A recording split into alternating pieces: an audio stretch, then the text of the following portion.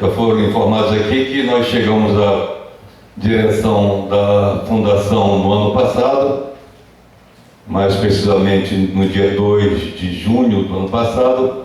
Por conta do processo eleitoral, nós montamos uma chapa, fomos vitoriosos nessa chapa, então chegamos 3 diretores eleitos, eu, o Augusto, que é o diretor de administração, e o Delvio, que é o diretor de benefício, para uma diretoria de 6 integrantes. Nós elegemos 2 conselheiros deliberativos para um conselho de 6, então ali nós somos minoria absoluta. Mesmo na diretoria executiva, onde nós temos 3, eles têm 3 membros, só que eles têm 4 votos. Então ali também a gente a priori já chega geralmente com as proposições derrotadas. E no Conselho Fiscal nós temos um diretor, um conselheiro fiscal eleito, que é o Jairo, para uma composição de 4 conselheiros fiscais, tá? Então, nós, após uma eleição difícil, uma eleição dura, para quem acompanhou, percebeu, a Marta Torres estava conosco, a dona Nazaré, tivemos alguns colegas que nos apoiaram e perceberam como foi dura aquele pleito. Mas foi um momento singular da história da Fundação, porque ela permitiu um despertar. Conseguimos a vitória, mas é uma vitória, como vocês perceberam, parcial, porque em todos os colegiados, em todas as instâncias deliberativas, nós somos minoria de fato, tá? Então precisamos avançar nesse processo de construção da democratização, da paridade de fato da Fundação. Que não tem sentido nós contribuirmos com metade dos recursos da Fundação e termos menos votos do que a patrocinadora. Tá? Então esse é um ponto que a gente não pode nunca esquecer, que a gente tem que evoluir, que a gente tem que avançar. Bom, mas esse é um assunto que a gente pretende desenvolver mais ao final, durante o processo de perguntas, que geralmente esse é um item que desperta bastante curiosidade e suscita um pouco mais de paixão nos debates. Vamos aos números.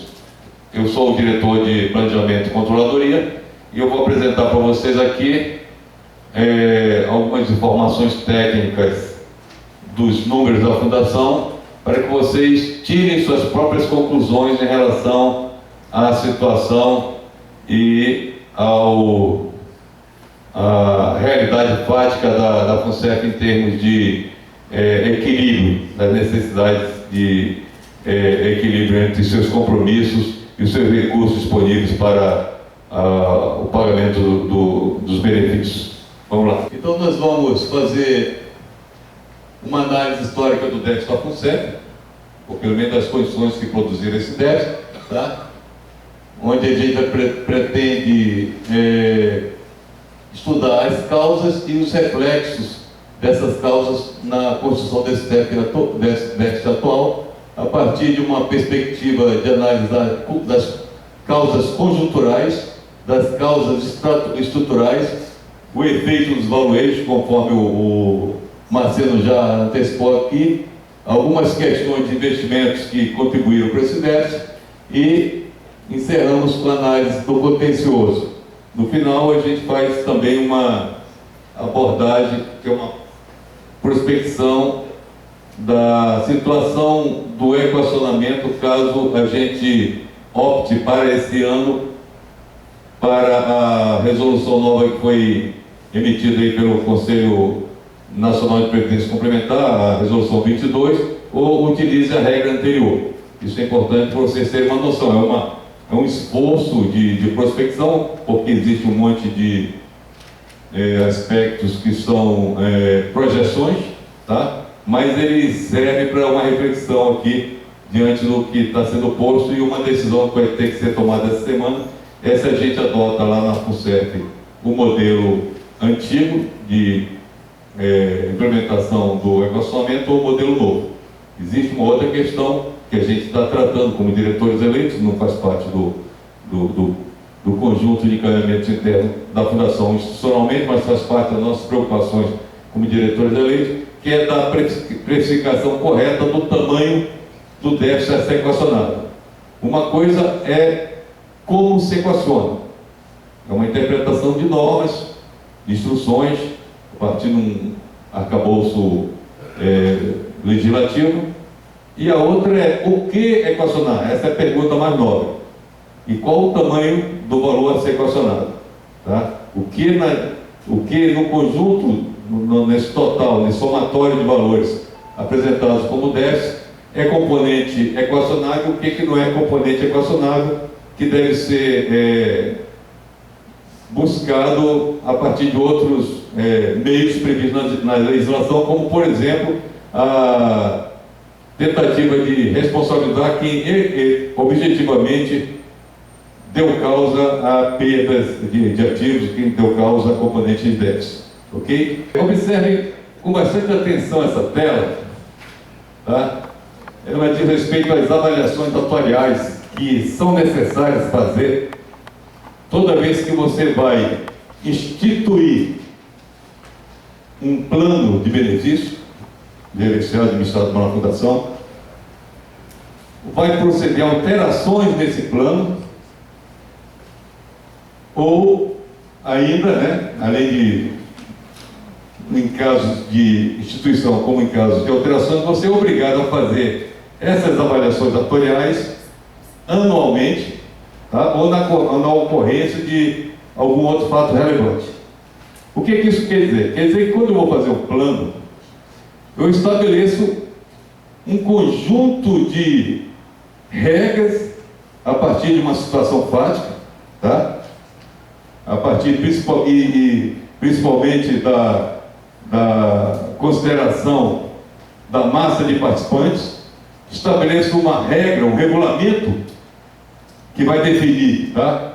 Como que eu vou pagar benefícios, como que eu vou recolher esses benefícios, como que eu vou evoluir esses benefícios, ou seja, eu estabeleço uma regra que tem que ser religiosamente seguida, tá? E tem que ter um monitoramento anual. E o ingresso da pessoa pressupõe-se, o ingresso dos interessados em participar desse sistema, pressupõe-se um contrato. Então, no momento que eu entro, eu sei quais são as regras, tá? Tenho uma noção do conjunto de pessoas que estão participando comigo e vou estabelecer para que aquelas regras que eu previ a partir de um conjunto de estudos técnicos elaborados por um atuário deem certo. Então, eu estou trabalhando com premissas e hipóteses. Tem algumas hipóteses que podem desviar um pouco a partir de algum desalinhamento. Nós estamos trabalhando com previsões, tá? Essas hipóteses são biométricas, demográficas e econômicas financeiras. Então, com base nisso, como eu estou trabalhando com previsões projetadas para o futuro, eu faço aí a necessidade de fazer anualmente as avaliações para ver se as minhas hipóteses e as minhas premissas estão se concretizando, e caso não estejam se concretizando, tempestivamente eu tomo as providências devidas para trazê-las novamente ao rumo que eu planejei, ou fazer as correções necessárias para que elas se efetivem de fato, para que eu consiga cumprir os compromissos estabelecidos naquele contrato originalmente. Todos perceberam? Bom, como é que eu faço isso? Essa avaliação anual me dá instrumentos, me dá uma sonda, uma medida que me dá instrumentos para saber se eu estou ou não caminhando para uma situação de equilíbrio, se eu estou ou não saindo do estado de equilíbrio necessário, estado esse que me diz se as minhas hipóteses e as regras estabelecidas estão garantindo, estão constituindo uma situação de equilíbrio em que os recursos que eu estou arrecadando vão ser suficientes para garantir os compromissos que eu assumi contratualmente com os participantes. Ok? Basicamente é isso que é um plano de benefício, e assim que ele é formado e assim que ele é administrado. A partir daí, naturalmente, eu vou estabelecer uma regra de aplicação daqueles recursos de forma a rentabilizar, criar uma série de mecanismos de proteção E, se bem projetado, se a concepção tiver sido bem feita e os acompanhamentos, o monitoramento anuais também tiverem feitos da forma correta, esse plano dificilmente vai dar errado, tá? Porque no momento que ele começa a apresentar os primeiros sinais de desvio, eu tenho os instrumentos, os elementos para interferir e fazer os ajustes para restabelecer o equilíbrio, ok? Então vamos ver agora na tela seguinte, pode passar?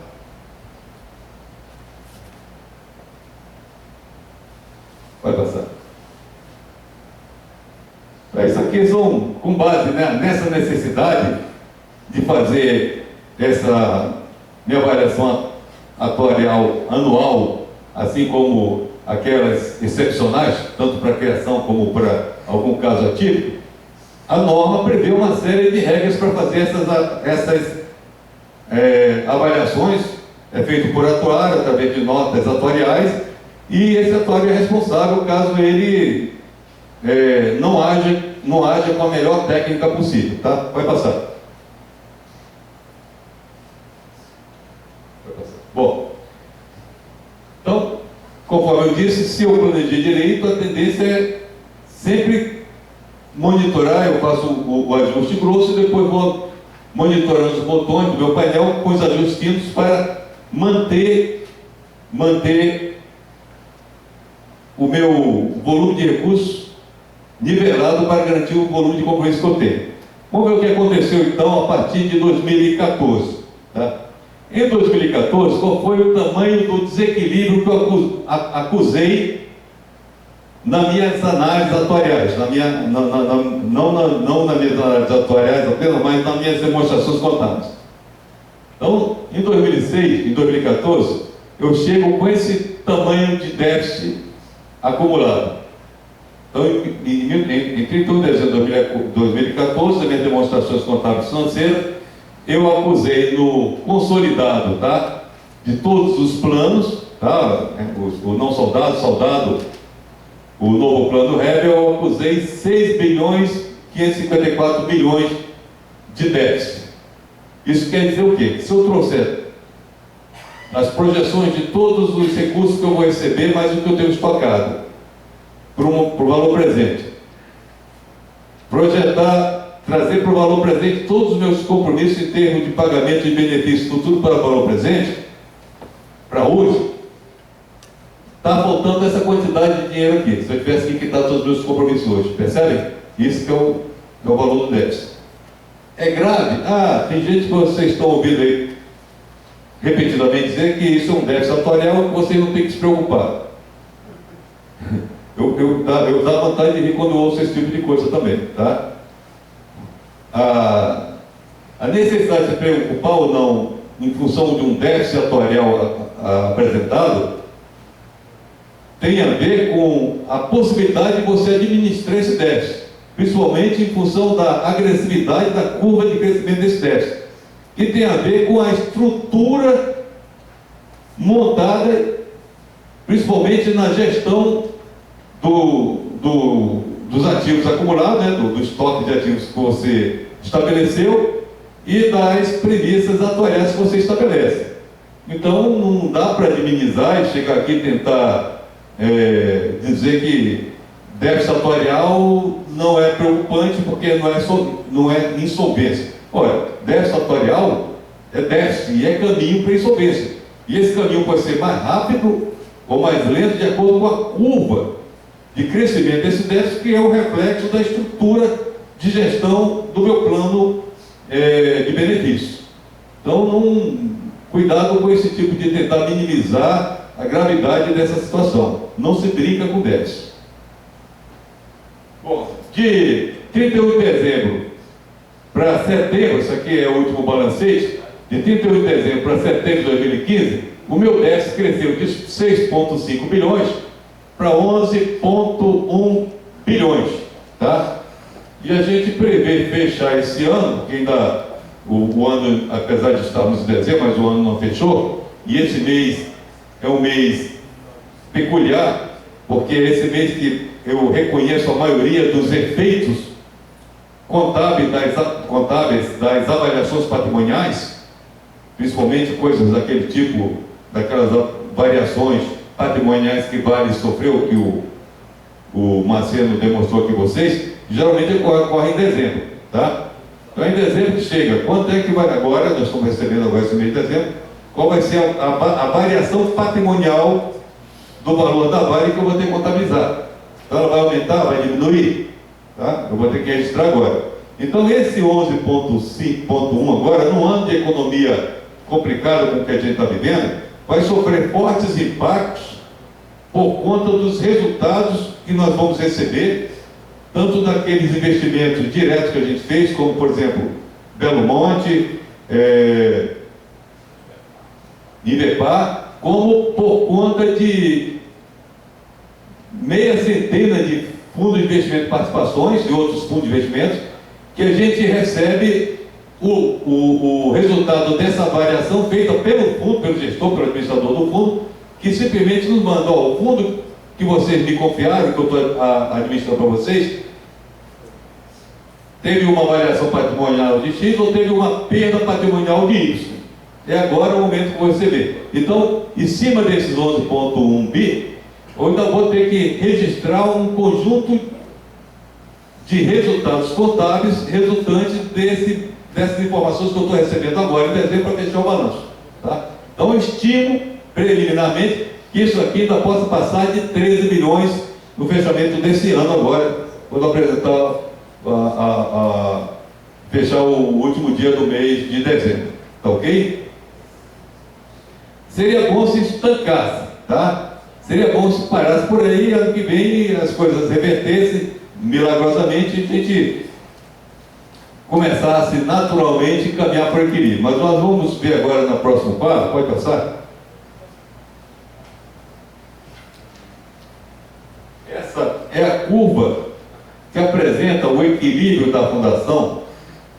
Nesse caso aqui eu peguei desde 1995 até setembro de 2015, onde vocês podem perceber que a gente apresentou, sim, só um detalhe, acumulado, não é analisado, é o acumulado, então eu pego o estoque do ano passado e somo o do fechamento do ano, estou acumulando, tá? E é consolidado, tem todos os planos que a FUNSEB administra. Eu mantive assim, por quê? Porque eu estou trazendo desde 95 e 95, antes de 98, eu tinha um plano só. Então eu preferi manter acumulado, depois vou apresentar mais na frente o plano que a gente tem mais preocupação, que é o plano soldado, tá? Que tem uma curva bastante similar a essa aí, pela representatividade dele e por ser o plano que nós estamos tendo problemas agora que vamos ter que equacionar, seja com a nova regra, seja com a velha regra. Tá ok? Então esse aqui é o consolidado, todos os planos, mas na frente eu vou apresentar o do soldado apenas. Eu tenho de todos os planos aqui, mas pela relevância é importante, pelo tempo que a gente tem, é importante analisar o estado do soldado, até porque eu creio que a maioria de nós aqui sejamos vinculados ao plano soldado. Aliás, aqui no estado do Rio Grande do Norte parece que não é o não soldado, né? Não, a maioria é soldado mesmo e novo. Aqui, proporcionalmente, tem uma grande quantidade de pessoal do REG que não saudou em função aí da nossa intervenção. Deixa eu fazer uma enquete. Quem está vinculado ao soldado aqui? Levanta a mão, por favor. Pelo jeito aqui é basicamente a maioria. Quem está só no novo plano? Só no novo. Tá ok. Quem está no não soldado? É uma composição bem distribuída aqui. REB. Tem alguém do REB aqui? Tem, tá ok. Tá. Então, retomamos aqui. Vamos fazer uma análise evolutiva dessa curva aqui, a partir de alguns aspectos relevantes ano a ano. Então, 77, o que aconteceu em 77? A lei 6435 foi a lei que criou a nossa fundação, tá? Quando ela foi criada, em 77, nós já tínhamos um conjunto de empregados na ativa que foram incorporados ao plano e para esse fim, o fim da incorporação, a Caixa assumiu uma dívida pelo serviço passado desse grupo de pessoas e que ela pagou uma parte à vista em 77, quando o plano foi criado, e parcelou o restante da dívida para ir pagando parcialmente anos à frente. Outro aspecto interessante de analisar aqui, antes de 95, antes de 94 nós vivemos uma realidade de inflação absurda, difícil de acompanhar, todos vocês lembram, né? Era uma situação que era muito fácil esconder ineficiências a partir dos frutos relevantes que se obtinha manuseando aquelas inflações que chegavam a valores estratosféricos daquela época. Então, muita coisa que aconteceu aqui entre 77 e 95, que era o período de acumulação, quase ninguém aposentado, então todo mundo só contribuindo, tá? Ficou escondido, não foi revelado por conta dessa característica que vivemos na época. Então não se sabe exatamente o porquê que dentro desse período de 77 até 98, que era um período de acumulação, não se acumulou como se esperava. Em 88 tivemos uma nova Constituição. Em 89 a dívida que vinha sendo paga meio que no fio do bigode que a Caixa tinha com a FUNCEF começou a ser contabilizada, a Caixa passou a ser obrigada a fazer contabilizações, e em 93 a Caixa assina um contrato de dívida, ela reconhece a dívida e assina um contrato com a FUNCEF, tá? Essa dívida vem sendo paga até 2003, por aqui, até 2003, quando o TCU, por uma discordância de valores, manda suspender a dívida, a Caixa suspende a dívida, tá? Então, nesse momento aqui, de 93, a gente recebe aqui para de receber, mas olha o que acontece aqui de peculiar nesse momento. Em 97, nós tínhamos 999 milhões de superávit acumulado. O que acontece de 97 para 98? A gente cai de 997 milhões para 233 milhões. Só para balizar, o nosso recurso garantidor, o volume de recurso garantidor, mais ou menos o tamanho do nosso patrimônio da época, nesse momento, era de pouco mais de 5 bilhões. Então, em 1998, quando a gente tinha mais ou menos 5 bilhões de recursos garantidores, a gente apresentou um déficit da ordem de 700 milhões, maior que 700 milhões. Isso é muito importante que vocês tenham consciência. Por quê? Porque aqui começaram a ressaltar, começou a saltar, vir à luz os nossos problemas decorrentes do processo de 98 para trás, quando deveríamos ter acumulado e a acumulação se revelou ineficiente. Se a acumulação se revelou ineficiente, o que era preciso fazer nesse momento, em 1998? Era preciso fazer uma auditoria, um levantamento, saber se o plano teve falha de concepção, tá? Nós vimos aí que tínhamos que fazer as avaliações atuariais anuais para ver se ele estava equilibrado. Então, chega em 98, nos deparamos com um baita de um rombo, mais de 10% do recurso garantidor, do patrimônio de então.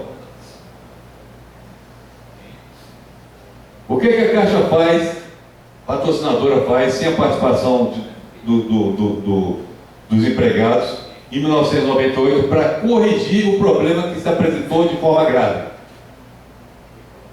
Todos vocês vão lembrar que foi em 98 que ela fechou o plano REG-REPLAN e criou o REB.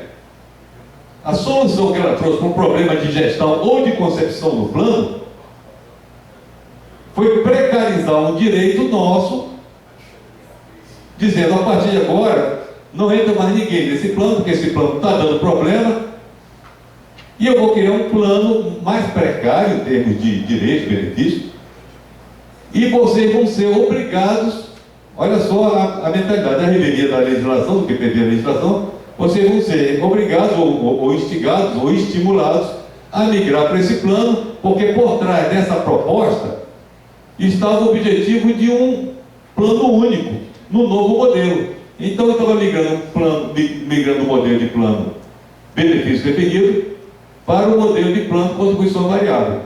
E a vasta documentação que a gente examinou revela que por trás de toda essa conversa sempre houve esse interesse de fazer essa migração porque deu água. Em 1998 constata-se que deu problema. E ninguém foi apurar por que deu problema. Simplesmente apresenta a solução mais fácil. Percebe? Bom. Tá. 1998, crise.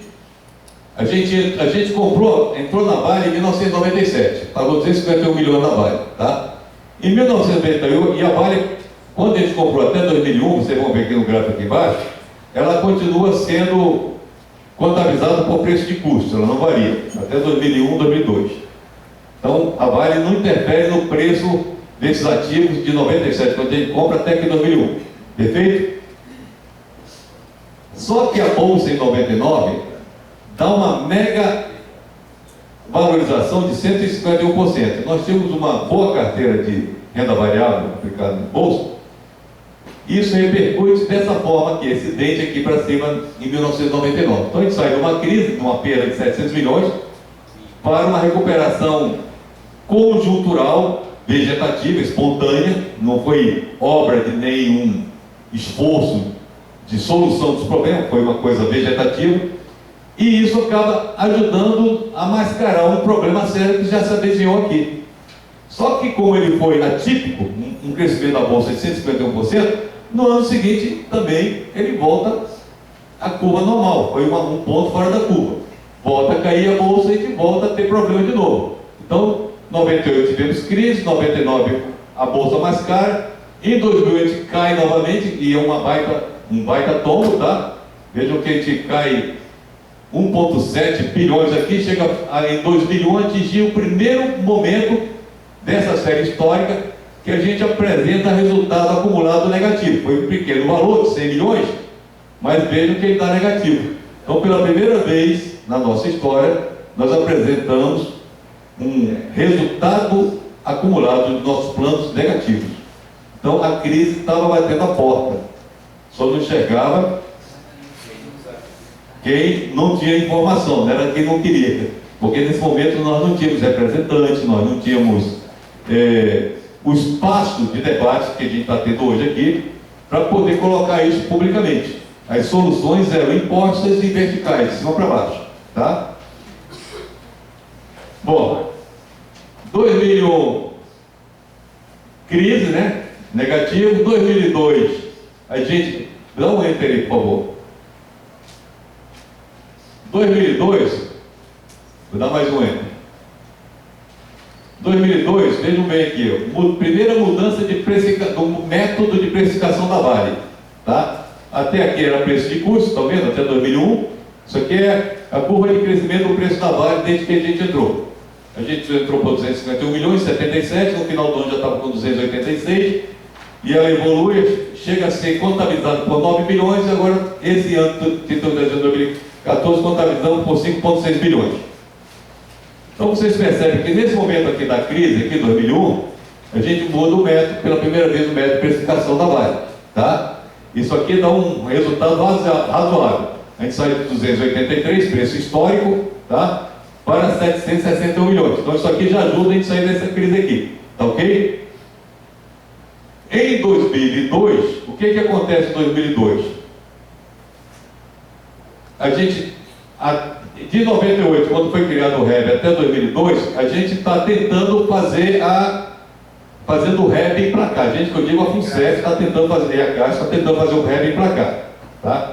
Lembro que houve abertura, migração. Em 2002, o processo de migração do REG-REPRAM para o REB é suspenso pela Justiça, fica suspenso até 2004, e em 2003, primeiro a gente já começa a contar resultados de mudanças contábeis aqui, para reverter a tendência negativa acumulada.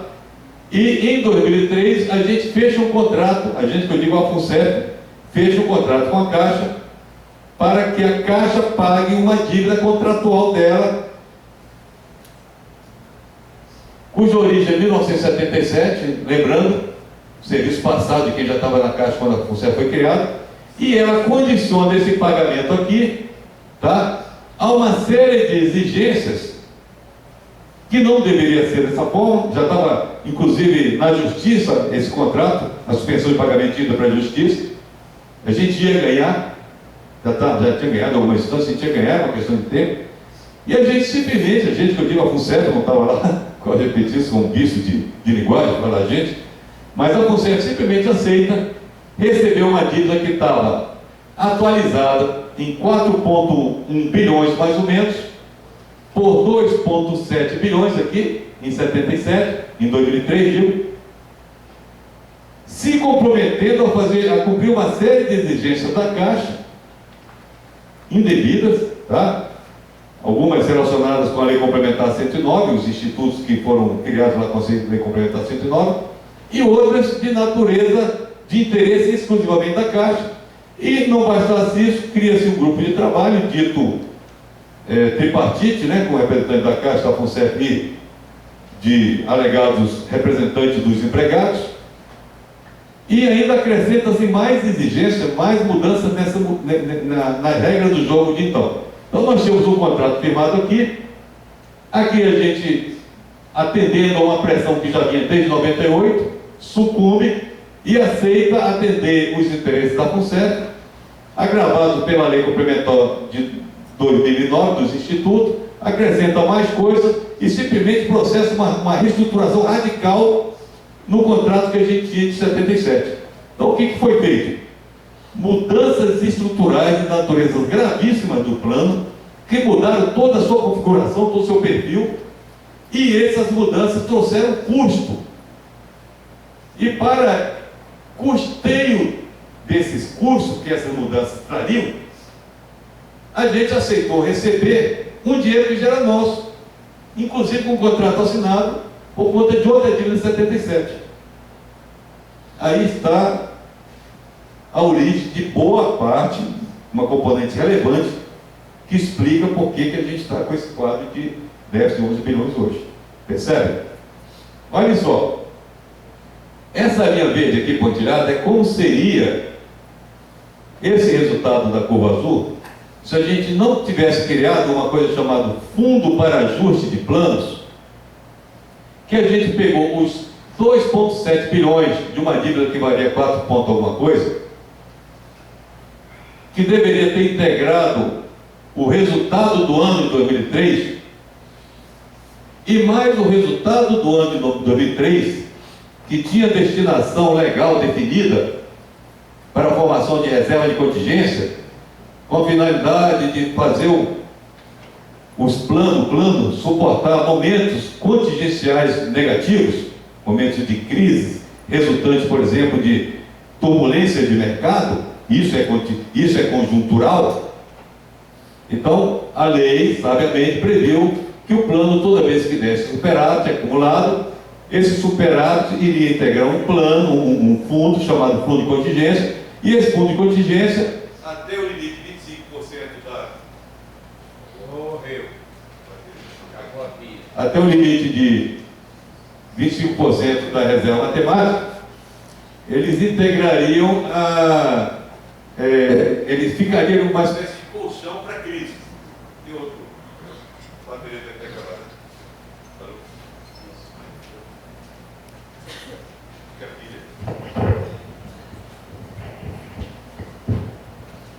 Alô?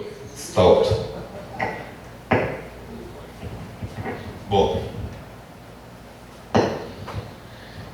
Então, esse fundo é constituído dessa forma. Eu pego os resultados do ano, o resultado integral do ano de 2003. Você vê que não dá esse positivozinho que está aqui, tá vendo? Essa pequena diferença é o REP, tá? Então eu pego o resultado integral do REGEPLAN de 2003, mais a dívida de 2,7 e jogo dentro desse fundo para ajuste. Pega o resultado de 2004, também integral do RGPlan, e joga dentro desse plano. Está vendo? Vai subindo, está vendo o valor, o saldo do plano, o saldo do fundo para ajuste. Pega o resultado integral de 2005, joga dentro do saldo do fundo para ajuste. Então, todo esse resultado de 2003, 2004, 2005, que deveria estar dentro do fundo da reserva de contingência, ele foi alocado num outro local. Um fundo chamado Fundo para Ajuste de Plano. Então, desde essa data, percebam que em 2003 já havia a determinação que já havia desde 98 de mudar o modelo. Então, dando sequência a um projeto antigo, decorrente de um passado nunca esclarecido em relação à qualidade da gestão ou à qualidade da concepção do plano. Então, nós chegamos a acumular em 2005 6,7 bilhões nesse fundo para ajuste de planos, tá? E não para por aí. Depois, nos anos seguintes, tem toda a diferença entre o azul e o verde, é recursos da reserva, que são recursos que são alocados do resultado, que são alocados para esse fundo, que ele continua existindo, porque eu faço o saldamento aqui em 2006, depois faço outro saldamento em 2008, faço outro saldamento em 2010. Tudo isso, esse saldamento, mais as migrações para o REB, mais os incentivos, os estímulos para que as pessoas se interessassem por mudar, aceitar a mudança de modelo, foi financiada por esse recurso aqui, exceto por 150 milhões que a Caixa aportou, que era tinha uma destinação específica lá numa nova, que acabou nem sendo cumprido exatamente como tinha que ser, como foi combinado com a Caixa. Então, exceto por 150 milhões, todo esse volume de recursos aqui foi usado para financiar as estruturas que mudaram o nosso plano, que trouxeram custo ao plano e que foram financiados com o nosso próprio dinheiro. Então, nós criamos mudanças, como, por exemplo, ao fim da idade de 55 anos. Você lembra da reivindicação? Ora, quando eu concebi o plano, nas regras do plano, eu estabeleci que para o custeio dele funcionasse, as pessoas só poderiam aposentar a partir de 55 anos.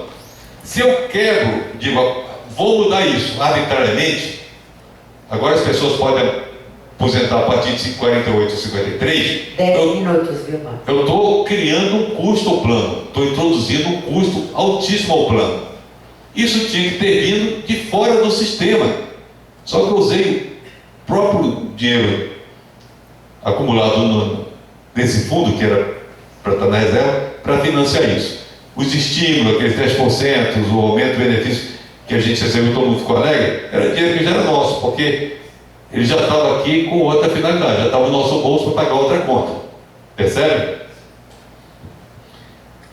Bom, chega em 2008, como esse modelo todo foi financiado internamente, sem ingresso com dinheiro novo, ele começa a se revelar problemático.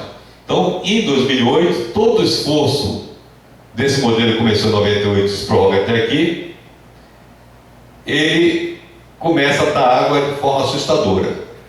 Em 2008 nós temos um déficit de 2,4 bilhões.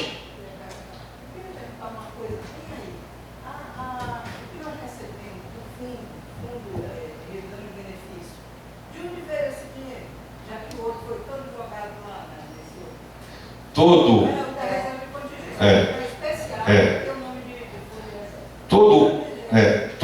Só um pouquinho, Marcos. Ela perguntou se alguém não viu aí, da onde que veio esse dinheiro? É o seguinte, eu vou fazer uma pausa aqui para responder as perguntas, essa pergunta é muito importante. Esse fundo, ele é criado para quê? Esse fundo que deveria ter acumulado esse saldo aqui. Ele é um fundo para bancar contingências conjunturais. Então, por exemplo, se a bolsa, o mercado varia, como aconteceu agora com o Banco do Brasil, a Previ fez a mesma coisa que nós. Em 98 teve uma crise também lá, ele fechou o plano, criou o REB dele e ficou com o RGPlan dele. Ele só tem 2 planos, eles não tem 3 planos. E não misturaram ativos. Quem estava no REB continuou, quem estava no RGPlan continuou no RGPlan. Os novos admitidos a partir de 98 foram todos para o REB deles. E pronto. não criar essa confusão que a FUNCEF criou e não usar recurso do próprio plano para financiar essa confusão. Então, agora que eles têm 34 bilhões aplicados em Vale. Como a Vale deu uma flutuação pesada, o preço do minério chegou a $180 o barril, a tonelada, digo, e caiu para agora 30 e poucos, 38 dólares essa mesma tonelada. Então foi um efeito conjuntural de mercado. Então um ativo de 34 bilhões, mesmo que eles tenham um patrimônio total de 170, 180 bilhões, é altissimamente relevante. Então isso causou uma queda nos preços dele. Só que eles tinham isso aqui, ó. Eles não tinham isso aqui verde, eles tinham isso aqui azul. A reserva de contingência dele estava bem gordinho, eles tinham acumulado 27 bilhões na reserva de contingência. Então, quando eles perderam uma grana com o bolsa agora por conta da variação da queda do bolsa, principalmente Vale, eles queimaram 12 bilhões dos 27 bilhões que eles tinham ano passado. Então, eles continuaram ainda superavitários. Então, isso aqui caiu daqui para algum lugar aqui, continuaram superavitários. Percebe? A gente estava no osso. A gente queimou para outra finalidade que não quero que ela lhe prevê. Entendeu? E ainda tem mais gordura. Do ano passado para cá, a Vale continuou caindo, eles vão ter outro déficit, mas não vão estar ainda sujeito a equacionamento, porque ele ainda tem gordura. Então essa nossa gordura aqui é que sumiu. Sumiu, quer dizer, foi utilizada na forma que todos vocês conhecem. Aquele monte de medida de aumento, entre aspas, que é aumento de benefício, com tirar o dinheiro do bolso, te dá um aumento com o teu próprio dinheiro. Percebe? Estou tirando um dinheiro que eu vou te pagar aqui na frente, no final, 2030, 2020, tiro daqui e te antecipo, estou te dando um aumento com esse dinheiro que é teu lá no final. Tem sentido uma coisa dessa? Ou estou tirando o dinheiro da tua reserva para te dar um aumento? Não tem sentido isso. Se eu quero dar um aumento real, eu dou um aumento com o dinheiro que vem de fora do sistema. É a única forma de ser sustentável. Ou então, eu pego reserva de contingência, quando ela chega acima de 25%, eu começo a formar reserva especial, e com a reserva especial eu posso pagar um benefício especial temporário, chamado BET, que foi o que o Banco do Brasil pagou aí quase 10 anos para os empregados dele, mas é temporário. Ele não causa efeitos atuariais a longo prazo na vida do plano. Para cada R$1 que eu aumento de benefício real, cada R$1 de benefício que eu aumento para um assistido, eu tenho que ter de reserva atuarial mais R$300. Então, no máximo que eu posso usar os recursos da reserva especial é para dar aumentos temporários. Quando a reserva cai, eu suspendo o aumento. O mecanismo foi desenhado para ser dessa forma. Esse era o nosso modelo, que foi destruído, criada essa coisa confusa, que hoje nós estamos vivendo e sofrendo as consequências dela, aí na própria pele. Bom, vocês veem também que a gente passou a ser Vale independente, tá? A Vale foi crescendo, aqui a gente muda o modelo de precificação, aqui a gente volta a mudar o modelo de precificação. Vejam que coincidência, então muda o modelo de precificação quando? Em 2009. O que aconteceu em 2008? O nosso primeiro grande déficit acumulado negativo. A gente só teve outra crise negativa dessa que foi em 2001. Então, em 2002, para superar esse problema, eu mudo a metodologia de precificação da Vale, tá? Então a Vale ia ter um comportamento assim, tá? Eu mudo a metodologia, ela passa a ter esse comportamento e isso dá esse efeito aqui na nossa curva de equilíbrio. Então eu consegui protelar uma crise que se apresentava, essa crise que começou a mostrar a cara aqui, que voltou a mostrar a cara aqui, volta a mostrar a cara mais ameaçadora aqui, eu enganei ela. Aqui foi o próprio mercado que enganou a crise. Aqui a FUNCEF enganou a crise mudando a metodologia. Perceberam? Ficou bem claro esse ponto? Bom, eu poderia aí, meu tempo está acabando, eu tinha 15 transparências para apresentar, mas eu acho que com isso eu já dei o recado, tá? Só uma tela, pula outra tela aí, por favor. Olha só, aquele conjunto de medidas reestruturantes, então não foram conjunturais, medidas estruturais que geraram o custo. Olha o tamanho desse custo que aquelas medidas produziram. 13 bilhões, que é atualizado o preço, pode desse ruim. Atualizado até, não me lembro que data é essa aqui, mas até eu acho que final do ano passado, 21 bilhões. Ora, se eu quero mudar o plano, eu, patrocinador, eu tenho que pagar a conta, eu não posso usar o dinheiro dos recursos já alocados com destinação legalmente definida para financiar as mudanças que vão precarizar os direitos dos participantes desse plano. Ok? Ficou claro? Só informar para o plenário que todas essas informações o Max vai deixar, a gente vai disponibilizar na íntegra para vocês, tá certo? A transparência fica aqui para Ele vai deixar aqui conosco. Tá. Aí passar a pedir só. Eu queria fazer uma pequena observação.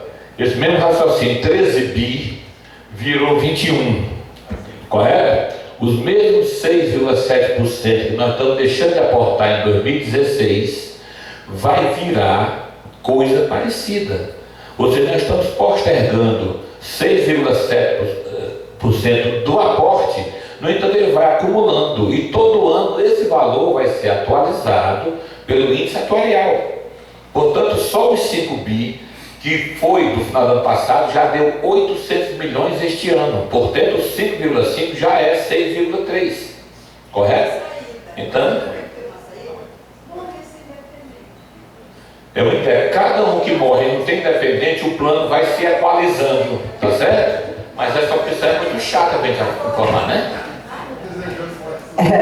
Vamos, já daqui a pouquinho a gente abre o debate, vai ser bom, meu irmão. Estou fechando aqui, só para você entender. Então, a retirada daquele limite de idade, tá? Teve custo, as mudanças de tabela tiveram custo, redução da taxa de 6 para...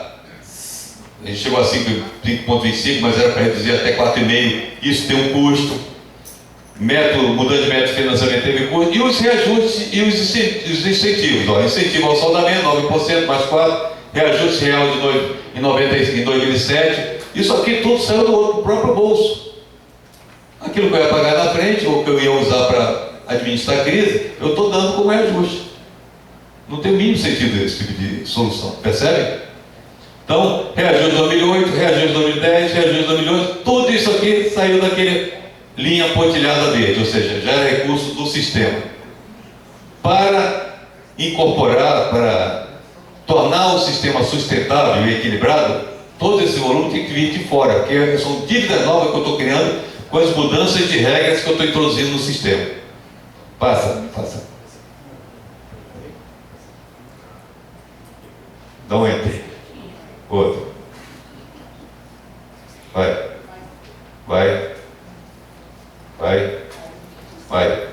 Bom, essa é a mesma curva do soldado. Por que eu fiz questão de trazer a questão do soldado? O soldado, prezado, olha só. Essa aqui é a curva do resultado ano a ano, tá?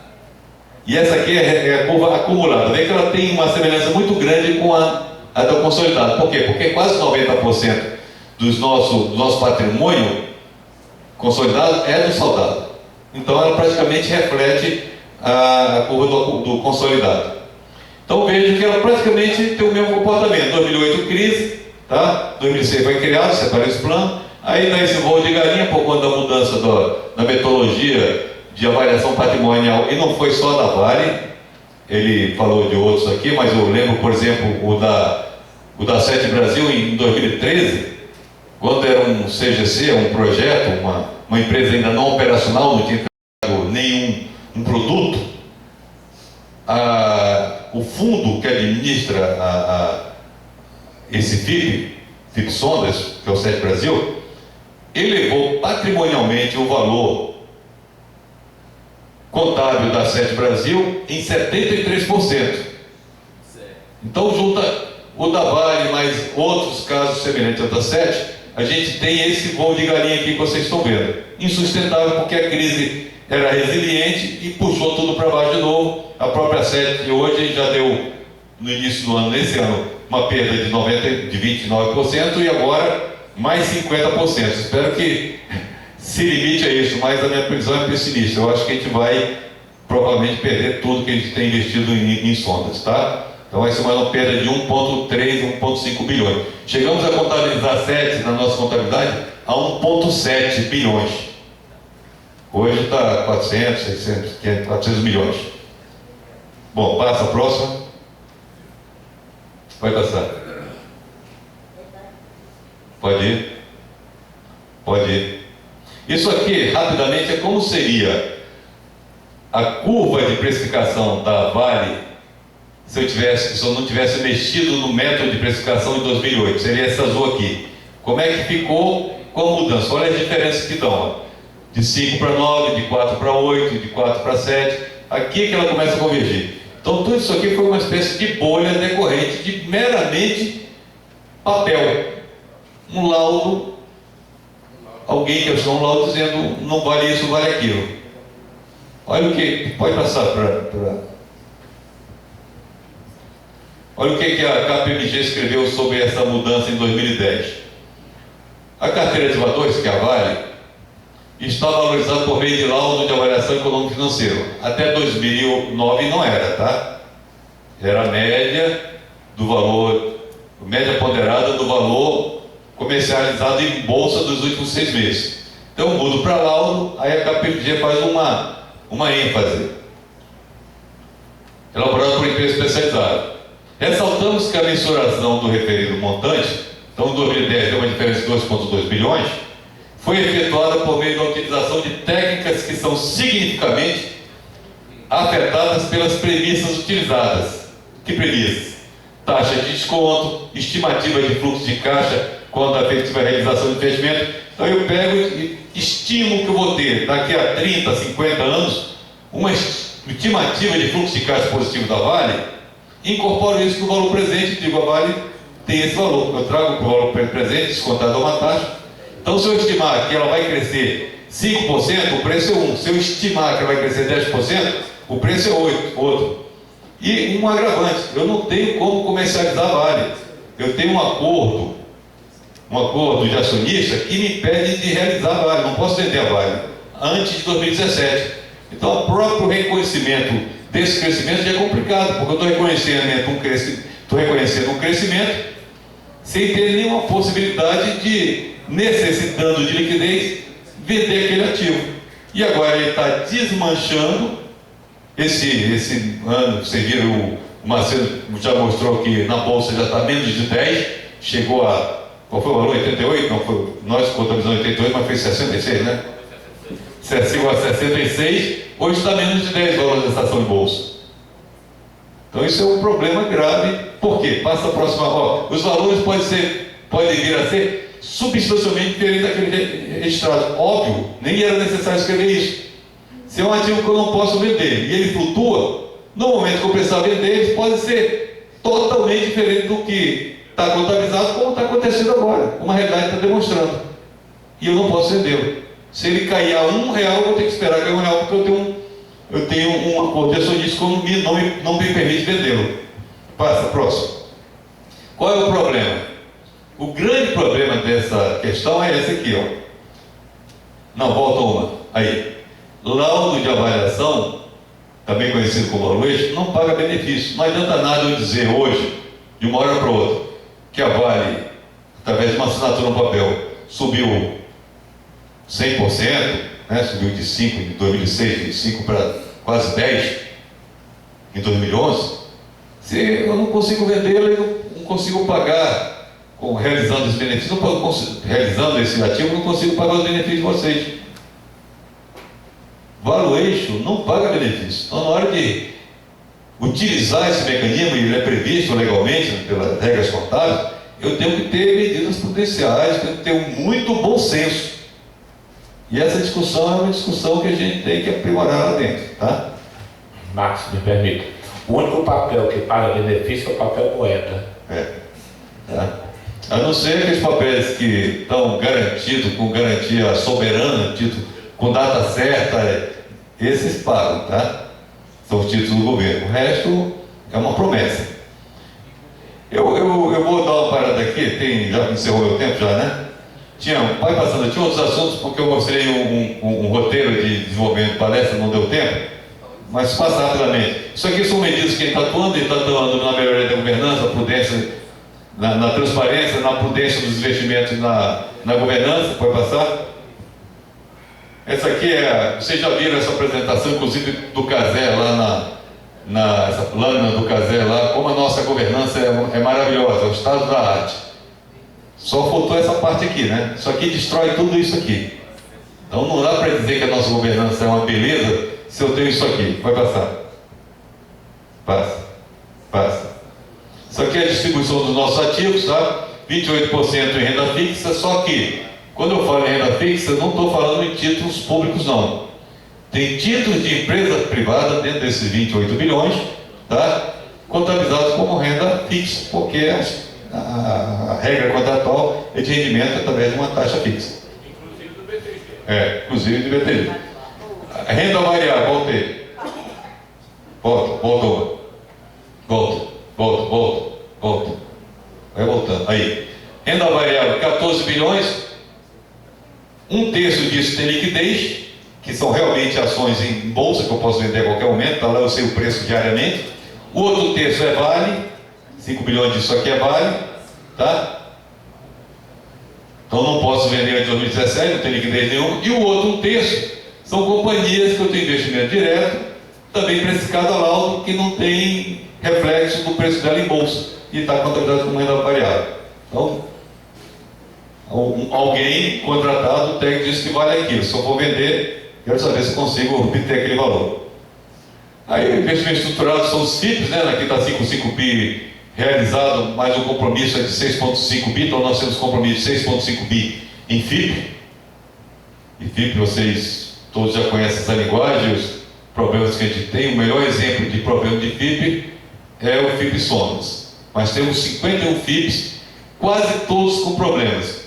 De todo o conjunto de FIPs que a gente investiu, só um, que foi o FIP educacional, cumpriu o contrato, deu o resultado, deu 11% acima do benchmark lá, então, mas era um FIP pequeno.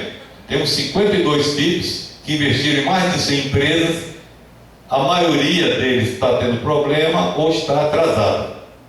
Já era para estar devolvendo, desinvestindo, dando retorno para a gente, estão pedindo mais dinheiro ou elastecimento de prazo. Pode ir. Aqui, uma outra preocupação é outro componente de geração de déficit. Então, já mostrei o componente laudo, já mostrei o componente ajustes estruturais, e agora estou mostrando um outro. 17 mil ações, não há quem aguente isso.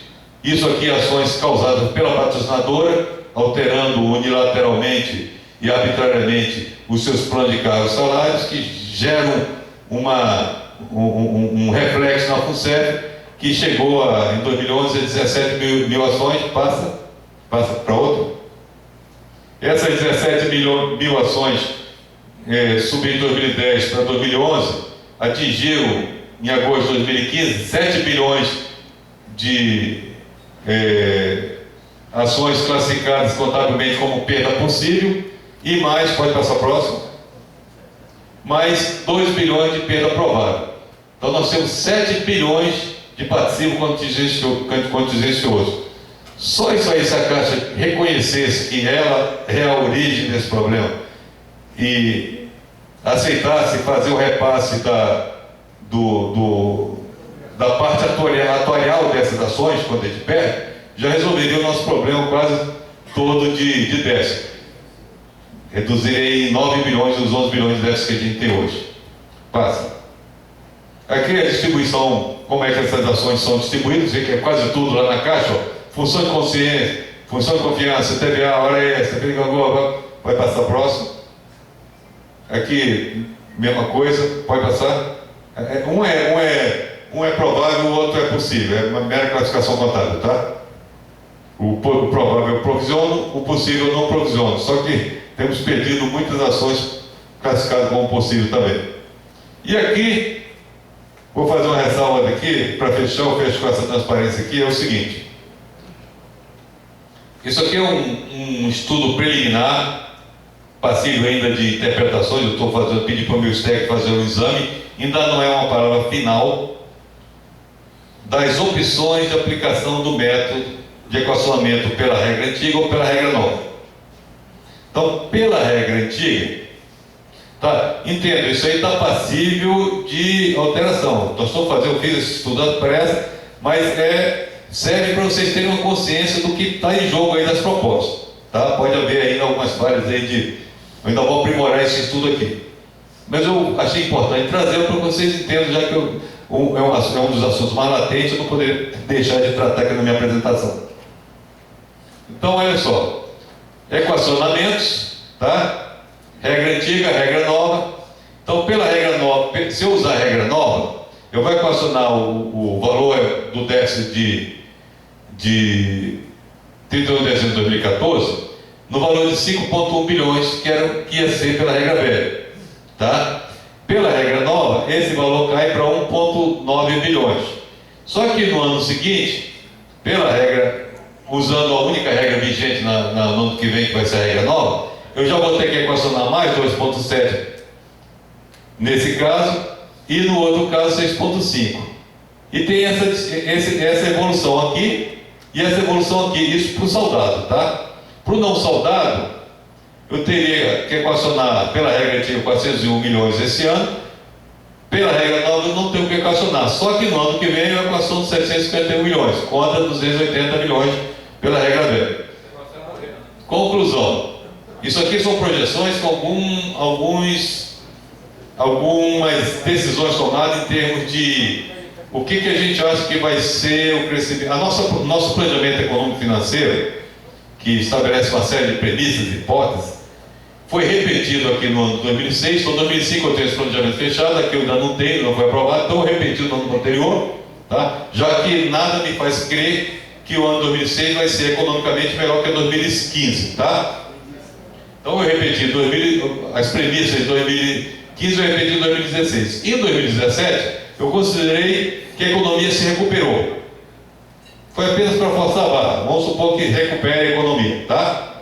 Ninguém garante isso. Então, uma premissa. Então, considerando essas premissas, eu teria esses resultados aqui. Eu teria 14, 15, 16, 17, eu teria acumulado para o soldado 12 bilhões e 700.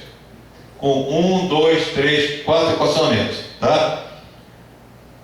Pela nova regra, eu teria também 4 equacionamentos, só que eu teria acumulado 13 bilhões e 308. Percebe? Então, o que há de mudança de fato é que eu estou reduzindo o valor, eu estou eliminando a possibilidade de equacionar o não soldado e estou reduzindo o valor do soldado nesse ano contra o valor que eu teria que equacionar aqui nesse ano. Mas no ano seguinte é compensado. Aqui cai de 5 para 2 e aqui pula de 2 para 6,5. Então é isso que está sendo colocado lá, uma decisão meio ingrata, uma escolha de Sofia. Mas mais importante para fechar isso, até porque isso é números ainda não fechados, tá? De nossa parte, diretores, a gente está fazendo um esforço muito grande, estou até conversando com a doutora Nazaré agora há pouco, de estratificar o tamanho desse déficit, os 11 bilhões, 13 bilhões, ou o 5,1 ou 1,9, que a gente vai ter que pela regra, a FUNCEF teria equacionado da seguinte forma: eu quero decompor dentro desse número o que é conjuntural, o que é previsto nas regras que eu contratei lá atrás, logo passível de equacionamento. Então, se eu previ na hora que eu desenhei, que eu concebi o plano, se eu gerenciei direito e deu problemas conjunturais, economia, mesmo com todo o meu melhor esforço, minha melhor diligência, tive problemas conjunturais, então eu vou resolver por meio do equacionamento. Agora, mudanças estruturais, quebra de contratos, mudança de regras, perdas de investimento e coisas dessa natureza não são passíveis de equacionamento na nossa avaliação de diretores eleitos, e penso que seja compartilhado pelo segmento de todos vocês. Então a gente está trabalhando no sentido de apresentar um debate nesse sentido internamente. Acreditamos que não vamos ter eco da parte dos nomeados, até porque eles têm uma agenda com a Caixa tem dificuldade econômica, então ela não vai facilitar as coisas para a gente nesse ano. Vocês sabem que o resultado que a Caixa apresentou no último trimestre é um resultado não operacional. se excluir aí as compensações tributárias que ela jogou no balanço do último trimestre dela, a gente teria tido um baita prejuízo esse trimestre, tá? Então a Caixa também não está com uma situação em suas contas muito boa para ser generosa conosco. Então não vai sair nada de graça nessa briga. Nós vamos ter que nos vestir, nos pintar para uma guerra. E temos que estar preparados com boas informações. E o que eu estou trazendo para vocês aqui é um bom diagnóstico e um conjunto de informações robustas e a nossa visão, a nossa análise desse diagnóstico. Tá ok? Bom, era isso. Eu espero ter contribuído para o melhor entendimento, a melhor compreensão do processo todo da parte de vocês. Muito obrigado. Obrigado, Max.